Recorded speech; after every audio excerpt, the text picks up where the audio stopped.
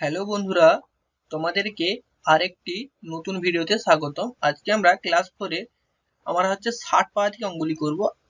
আগের ভিডিওতে আমাদের যে 59 পাতা যে সমস্ত অঙ্কগুলি আছে সেগুলো সব আমরা করে দিয়েছি। চলো তাহলে আজকের অঙ্কগুলি শুরু করি। দেখো, আগের অঙ্কগুলোতে আমাদের কি ছিল? আগের অঙ্কগুলোতে আমরা গুণ করেছিলাম। গুণ গুণ করেছিলাম, যোগ করেছিলাম, বিয়োগ করেছিলাম, এগুলো সব আমরা করেছিলাম। গুণ, যোগ, বিয়োগ। এখানে আমরা করব কি? এখানে আমরা এই অঙ্কগুলো মূলত আমরা ভাগ করব। আচ্ছা, গুণ কখন হয়েছিল? আমরা যদি আমার কাছেও 6 টাকা থাকে, তোমার কাছেও 6 টাকা থাকে, তোমার বন্ধুর কাছেও যদি 6 টাকা থাকে, আমি বললাম আমাদের কাছে মোট তাহলে ক টাকা আছে, তাহলে আমরা এখন 3 জন, তাহলে 3 × 6 কিংবা 6 × 3 করে দিলে আমরা পেয়ে যেতাম উত্তর।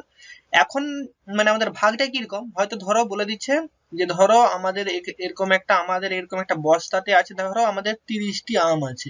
এবার আমরা বললাম যে আমার কাছে এরকম 5টি ব্যাগ আছে, 5টি ব্যাগে যে আমাদের সমান সংখ্যক আম রাখবো, আমরা 5টি ব্যাগে এরকম সমান সংখ্যক আম রাখবো। তখন আমরা কি করব? তাহলে আমাদের কাছে মোট 30টি আম ছিল, মানে আছে এখন। এবার 5টা ব্যাগে রাখবো, সমান 5টা ব্যাগে রাখবো, মানে এইটাতেও যদি যতগুলো থাকবে এটাতেও ততগুলো, এটাতেও ততগুলো। তখন আমরা ভাগ করে দেবো কতকে কত দিয়ে। আমাদের বলছি যে 30টা আছে আম, এবার আমরা ব্যাগের সংখ্যা কতগুলো বলছি? 5টা, তার জন্য আমরা 30কে 5 দিয়ে ভাগ করে দেবো। 30/5। তাহলে এবার আমাদের ফল কত হবে? তাহলে আমরা এখানে ভাগ করে নিই 30/5। তাহলে 5×6 = 30 হয়। তাহলে 5×6 = 30। তাহলে উত্তর কত পেলাম আমরা এখানে? 6।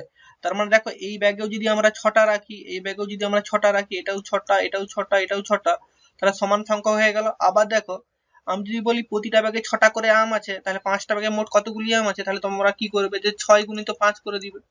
তাহলে 5×6 = 30, সেই উত্তর পেয়ে যাবো আমরা। তাইলে এখানে আমরা কি করব? এখানে আমরা করব মূলত যে ভাগ করব। তাহলে ভাগের, আশা করি তোমরা কনসেপ্ট একটু বুঝতে পারছো যে কেন ভাগ করব, কখন ভাগ করব। ঠিক আছে? তারপরে তোমরা তো জেনেছো গড় যে জিনিসটা কি, একটু বাদেই জানবে। ঠিক আছে?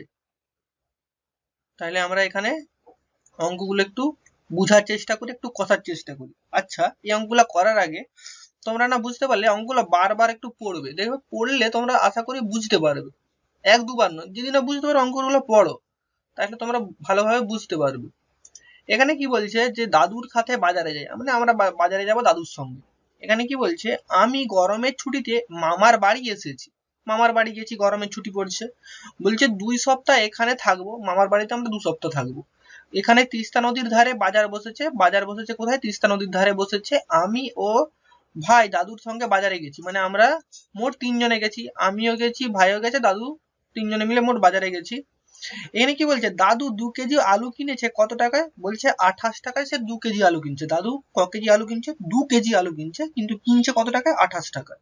তাহলে দেখো, 2 কেজি আলুর দাম কত হচ্ছে আমাদের? 28 টাকা হচ্ছে কিন্তু, দেখো। এবার তাহলে 1 কেজি আলুর দাম কত?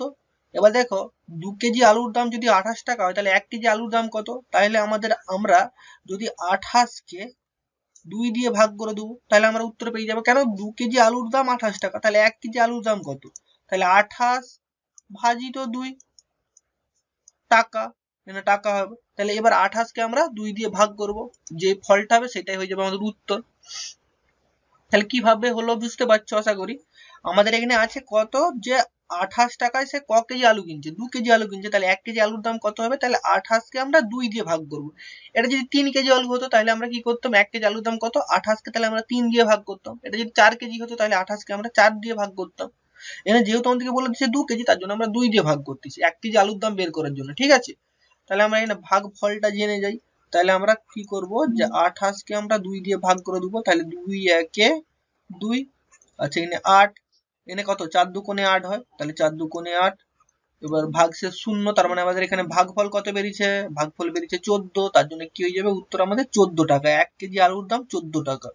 তাহলে 1 কেজি আলুর দাম যদি 14 টাকা হয়, সেই 2 কেজি আলুর দাম তাহলে কত হবে? তাহলে আমরা 14কে 2 দিয়ে যদি আমরা গুণ করি, তাহলে দেখো আমাদের গুণফল নিশ্চয়ই 28 হওয়ার কথা। তাহলে দেখো 2 × 4 = 8, 2 × 2 এই 2 × 1 = 2, সে দেখো 28 হয়ে যাচ্ছে। 2 কেজি আলুর দাম সেই 28 টাকা হয়ে যাচ্ছে। তাহলে আশা করছি তোমরা বুঝতে পারছো। তাহলে আমরা এখানেই অঙ্কটা করব, কিন্তু এই ছোট জায়গাটায় আমাদের করাটা সম্ভব হবে না। এখানটায় এখানে কি হচ্ছে? একক দশক বলে লিখবে। এখানে কি হবে আমাদের? এখানে লিখবো আমরা 28। আচ্ছা, এখানটা আমরা লিখতেছি 28, আর এখানটা হয়ে যাবে আমাদের 2। উত্তর হয়ে যাবে আমাদের 14। আর এখানে হয়ে যাবে কত? আমাদের 14 × 14 = 14×2 = 28। নাহলে তোমরা এই প্রক্রিয়াটা প্রয়োগ করতে পারো যে কোনো একটা, ঠিক আছে। আর এখানে ভাগশেষ শূন্য হয়ে যাবে, ঠিক আছে। আর তোমরা, আমি এটা 14 ঘর নামটা জানি বলে করে দিলাম, নাহলে এরকম করে কিন্তু ভাগ হয়নি। আমি হয়তো আমাকে যদি বলে 230-এর ঘর নামটা বলো, আমি কি বলতে পারবো? বলতে পারবো না। আমি এটা জানতাম বলে ফট করে আমি এটা লিখে দিলাম, ঠিক আছে। নাহলে তোমরা ভাগের সময় এরকম পদ্ধতিটাই অবলম্বন করবে, ঠিক আছে। আচ্ছা, তাহলে আমরা 1 কেজি আলুর দাম পেয়ে গেলাম। 1 কেজি আলুর দাম কত টাকা সেটা আমরা পেয়ে গেলাম। এবারে আমাদের কি বলছে দেখো, এখানে বলছে এবার আলু তো কিনছে, এবার বলছে দাদু 9টি নারকেল কিনছে কত টাকা দিয়ে? 180 টাকা দিয়ে 9টি নারকেল কিনছে। তাহলে 9টি নারকেলের দাম কত? 9টি নারকেলের দাম যদি আমাদের 180 টাকা হয়, তাহলে একটি নারকেলের দাম কত হবে? তাহলে আমরা এখানে লিখতেই পারি যে 180 ভাগ 9। তাহলে আমরা এখান থেকে বলে দিতেই পারবো কত টাকা। তাহলে আমরা 180-কে 9 দিয়ে ভাগ করে দেবো। তাহলে একটি নারকেলের দাম কত হবে? তাহলে আমরা লিখবো এখানে 180 ভাগ 9। তাহলে এবার আমরা ভাগ করে ভাগফলটা জেনে যাই যে 180 ভাজিত 9, 9 একে 9, 9 দুগুণে 18। আচ্ছা, এখানে শূন্য আছে, তাহলে 9 শূন্য 0, ভাগশেষ কিছুই পড়ে রইল নি, তাহলে এখানে ভাগফল কত হলো? 20। তাহলে আমরা একটি নারকেলের দাম কত পেলাম? 20 টাকা পেলাম। তাহলে এখানে তোমরা ভাগটা আবার করে নেবে যে 180, এখানে হয়ে যাবে আমাদের 9, ভাগফল হবে আমাদের 20, ঠিক আছে। ভাগটাই যে আমরা এখানে করে দিলাম। তাহলে কিভাবে হচ্ছে বুঝতে পারছো? এখানে যদি আমাদেরকে বলতো 10টি নারকেলের দাম 180 টাকা, তাহলে একটি নারকেলের দাম কত হবে? তাহলে তখন আমরা কি করতাম, যে আমরা 180-কে 10 দিয়ে ভাগ করে দিতাম। যেহেতু আমাদের এখানে 9 বলছে, তার জন্য আমরা 9 দিয়ে ভাগ করছি, ঠিক আছে। এটা কিন্তু আমি এক্সাম্পল বলছি, ঠিক আছে। এবারে এক্সাম্পল মানে উদাহরণ। আচ্ছা, এবারে দেখো এখানে কি বলছে আমরা এবার মাছের দোকানে গেলাম। এবার আমাদের কি হচ্ছে, নারকেল কিনছি, আলু কিনে নিচ্ছি। এবার আমরা মাছের দোকানে গেলাম, সেখানে কি বলছে যে 3 কেজি মাছ কিনে দাদু কত টাকা দিয়ে?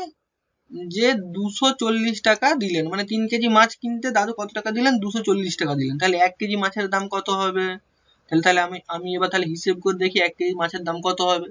তাহলে দেখো 3 কেজি মাছের দাম কত? 3 কেজি মাছের দাম হচ্ছে আমাদের 240 টাকা। তাহলে আমাদের 1 কেজি মাছের দাম কত হবে? তাহলে আমরা এখানে বলে দিতে পারবো যে 240 ভাগ 3, ঠিক আছে। তাহলে আমরা এখানে লিখে দেব যে 240 ভাজিত 3 টাকা। তাহলে এবার আমরা এখানে ভাগ করে ভাগফল যেইটা হবে সেইটাই হয়ে যাবে আমাদের উত্তর। তাহলে আমরা এখানে ভাগ করে নিই যে 240-কে 3 দিয়ে ভাগ করব। 240-কে কত দিয়ে ভাগ করব? আমরা 3 দিয়ে ভাগ করব। ফল কত পাই দেখি আমরা। তাহলে 3 আসতে 24। আচ্ছা, এখানে শূন্য আছে, তাহলে 3 শূন্য 0 হয়ে যাবে, এখানে একটা শূন্য হবে। আর ভাগশেষ কিছু পড়ে রইল না, তাহলে এখানে ভাগফল কত পেলাম আমরা? 80 পেলাম। তাহলে এখানে 1 কেজি মাছের দাম কত পেলাম আমরা? 80 টাকা পেলাম, ঠিক আছে। এই ভাগটা হচ্ছে আমাদের এখানে করলাম। তাহলে এখানে কত লিখবো আমরা? যে 240, আর আমরা এখানটায় কত লিখবো? এখানটায় লিখবো আমরা যে 3 কেজি 3 কেজি মাছ। আচ্ছা, উত্তর কত পেলাম আমরা? 80। এখানে আমরা ভাগ করে পুরো প্রক্রিয়াটা আমরা এখানে সম্পন্ন করবো। এখানে জায়গা নেই, সম্পন্ন করা সম্ভব নয়। তাহলে 3 আসতে 24 বলে লিখবো। এখানে শূন্য শূন্য কিছু নেই নিচে, নাহলে শূন্য দিতে পারো, ঠিক আছে। আচ্ছা, এবারে কি বলছে দেখো, দাদু আমাদের জন্য দোকান থেকে সমান দামের 6টি উলের টুপি ও 6টি উলের সোয়েটার কিনলেন। বলছে তিনি টুপির জন্য 330 টাকা ও সোয়েটারের জন্য 1380 টাকা দিলেন। তাহলে দেখো, তিনটা টুপির জন্য তিনটা আমি ভুল বলছি, 6টা টুপির জন্য 6টা উলের টুপি, তার জন্য মোট কত টাকা খরচা হয়েছে? যে 330 টাকা খরচা হয়েছে, ঠিক আছে। আর 6টি উলের সোয়েটারের জন্য খরচা হয়েছে কত? 1380 টাকা। তাহলে হিসেব করে দেখি একটি টুপি ও একটি সোয়েটারের দাম কত হতে পারে। তাহলে এটা আমরা হিসেব করার একটু চেষ্টা করি। দেখো, 6টি টুপির দাম আমাদের 330 টাকা। তাহলে যদি 6টি টুপির দাম যদি 330 টাকা হয়, তাহলে একটি টুপির দাম আমরা কত বলতে পারবো? তাহলে আমরা এখানে 330-কে 6 দিয়ে ভাগ করে দিই না, তাহলে আমরা বলতে পারবো 330-কে আমরা 6 দিয়ে ভাগ করে দেবো। তাহলে এবার 330-কে আমরা 6 দিয়ে ভাগ করলে যে ফলটা বেরোবে সেটা হয়ে যাবে আমাদের টুপির দাম, একটা টুপির দাম। তাহলে আমরা 330-কে 6 দিয়ে ভাগ করি। তাহলে আমরা এখানেও লিখবো 330, 330 তাহলে কত দিয়ে ভাগ করব? 6 দিয়ে। কেন? আমরা 6টা টুপি কিনছি, ঠিক আছে। তাহলে আমরা এখানে 5 6 30, তাহলে আমাদের 5 6 30, 6 6 36 বেশি হয়ে যাচ্ছে, তার জন্য আমরা 5 6 30 নেব।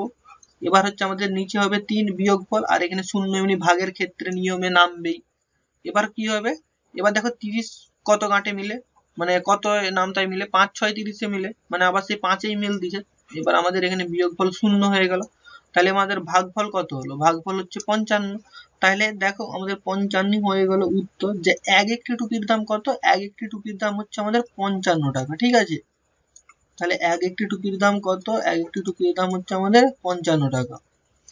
তাহলে দেখো দাদু যে আমাদের টুপি যে কিনেছিল, যে 6টা টুপির দাম আমাদের কি হচ্ছিল? যে 330 টাকা হলে এক একটি টুপির দাম হচ্ছে আমাদের 55 টাকা করে, ঠিক আছে। এবার দেখো আবার কি কিনেছিলেন? যে 6টি উলের সোয়েটার কিনেছিলেন। 6টি উলের সোয়েটারের দাম কত হচ্ছে? যে 1380 টাকা। 6টি উলের সোয়েটারের দাম হচ্ছে আমাদের 1380 টাকা হলে তাহলে একটি উলের সোয়েটারের দাম কত হবে? তাহলে আমরা এটা লিখতে পারি যে 1380 ভাগ হচ্ছে 6। তাহলে আমরা এখানে কি করব? 1380 কে আমরা 6 দিয়ে ভাগ করে দেবো। 6 দিয়ে কেন? এখানে 6টি বলছে, 6টির দাম এইটা। যদি বলতো 8টার দাম এই টাকাটা, তাহলে আমরা এটা 8 দিয়ে ভাগ করতাম। এখানে যেহেতু আমাদেরকে 6 বলে দিয়েছে, তার জন্য আমরা 6 দিয়ে ভাগ করব। তাহলে আমরা এখানে কি পাবো দেখি, যে 1380, আচ্ছা এটাকে ভাগ করব কত দিয়ে? 6 দিয়ে ভাগ করব। তাহলে 6 দিয়ে ভাগ করে ভাগফল কত পাই দেখি। 6 একে 6, 6 দুগুণে 12। আচ্ছা এখানে বিয়োগফল কত হবে? 1, আর এখানে 8। তাহলে এখানে কত হচ্ছে? 6 3 18। আচ্ছা এখানে এবার শূন্যটা নামবে, শূন্য দিয়ে গুণ করে দিয়ে দিলাম। 6 শূন্য 0 এই যে, ঠিক আছে। এবার তাহলে আমরা এখানে কি পেলাম? এখানে আমরা পেয়ে গেলাম যে আমাদের ভাগফল 230 টাকা। যে এক একটি উলের সোয়েটারের দাম যে 230 টাকা, ঠিক আছে। তাহলে এখানে কত পেলাম আমরা? যে 230 টাকা। তাহলে আমরা কি পেলাম এখানে? যে এক একটি উলের সোয়েটারের দাম পেলাম আমরা 230 টাকা, আর এক একটি টুপির দাম পেলাম 55 টাকা, ঠিক আছে। তাহলে আশা করছি তোমরা এই অঙ্কগুলি বুঝতে পেরেছো। তাহলে বন্ধুরা আশা করছি তোমরা এই সমস্ত অঙ্কগুলি বুঝতে পেরেছো। তাহলে আজকে এই পর্যন্তই। দেখা হচ্ছে আগামী ভিডিওতে। আগামী ভিডিওতে আমরা যে নিজে করি যে আমাদের 61 পাতা আছে, সেই 61 পাতা থেকে অঙ্কগুলি শুরু করব, ঠিক আছে।